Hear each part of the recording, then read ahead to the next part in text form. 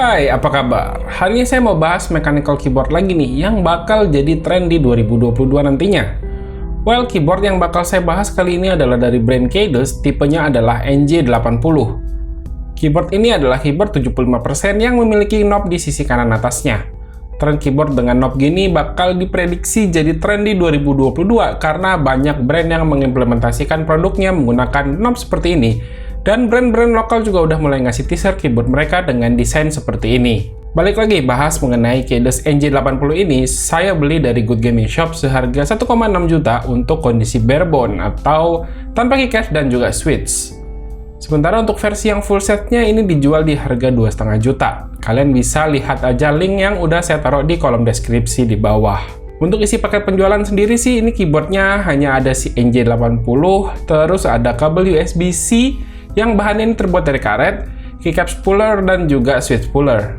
Secara build quality, meskipun menggunakan bahan plastik, Kaydus NJ80 ini terasa sangat solid dan beratnya juga lumayan ya, sekitar 800 gram untuk kondisi belum terpasang switch serta keycaps.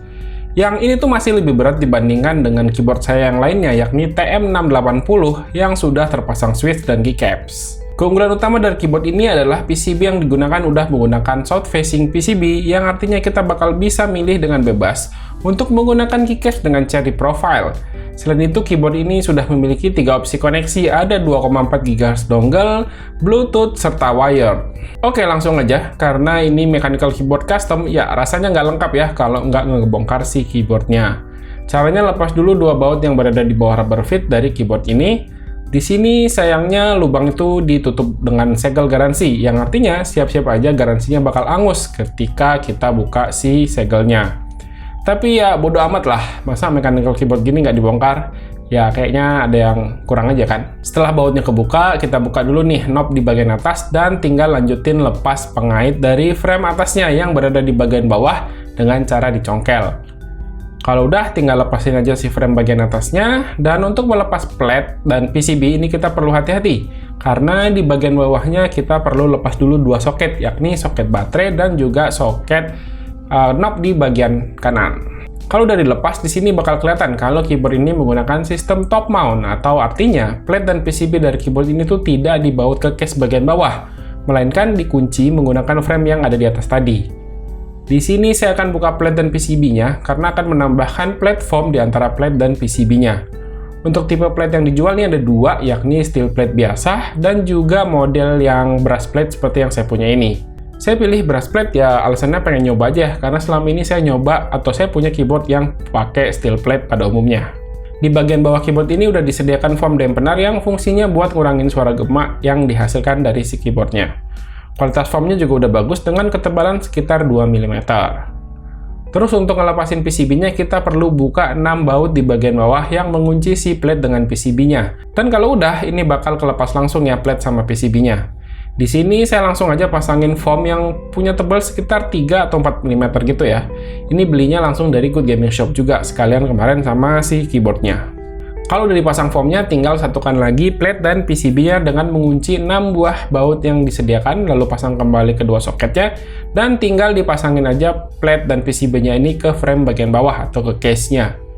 Kalau udah pas ya, tinggal pasang kembali frame-nya dan ditekan-tekan aja di bagian sambungan yang mengunci dengan case-nya. Terakhir, jangan lupa pasang kembali 2 baut yang ada di bawah rubber feet tadi. Untuk stabilizer bawaan dari Kaydus NJ80 ini menggunakan tipe plate mount yang surprisingly ini udah cukup bagus di kondisi stok. Dia tuh udah factory loop di bagian wirednya. Tapi untuk lebih memaksimalkan lagi, ini saya sedikit mod ya dari stabilizernya dengan clipping 2 kaki di bagian bawah, stem dari si stabilizernya, lalu ngeloop di bagian stem dan housingnya, serta ngeloop ulang di bagian wirednya, semua menggunakan Krytox GL205 Grade 0. Lanjut untuk urusan switch, di sini saya menggunakan switch KTT Tofu yang merupakan switch linear dengan feel yang nggak terlalu ringan. Yang saya suka dari switch ini adalah karakter suaranya yang cukup high pitch, sehingga untuk beberapa case tertentu dia bakal sangat terasa clacky. Switch KTT Tofu ini udah saya loop dengan Krytox 205 dan juga GPL 105 untuk bagian springnya. Terakhir nih, untuk keycaps di sini saya menggunakan keycaps dengan cherry profile yang bakal aman dari yang namanya interference karena keyboardnya kan udah south facing PCB. Tipe yang saya gunakan adalah Yonkyu Olivia yang saya beli dari Shopee luar negeri. Nanti link pembelian saya taruh di kolom deskripsi di bawah. Kualitas keycapsnya udah cukup oke ya, dan bahan yang digunakan sepertinya adalah PBT Dual Shot yang bikin si Legend tercetak dengan sangat tajam. Yes, inilah momen yang paling kalian tunggu, apalagi kalau bukan typing test.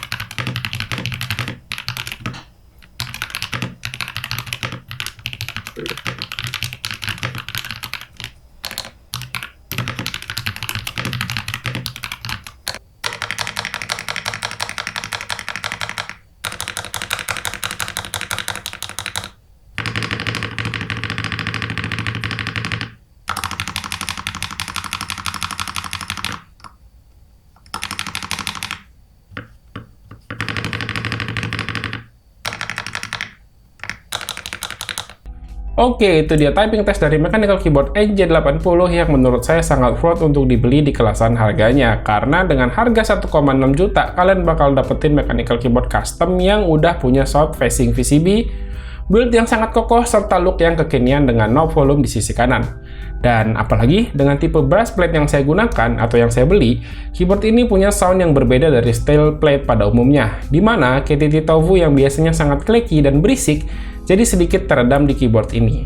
Untuk tapping feel sih menurut saya kerasa cukup stiff dan hampir nggak ada bedanya ya dengan tipe plate mount. So, menurut saya keyboard ini bisa jadi alternatif buat kalian yang mungkin masih belum punya budget buat beli GMM Key Pro yang harganya hampir 2 kali lipat dari harga keyboard ini. Oke, segini dulu ya untuk video kali ini. Sekali lagi, kalau kalian berminat dengan keyboard ini atau beberapa part yang ada dalam keyboard ini, kalian bisa lihat link di kolom deskripsi di bawah.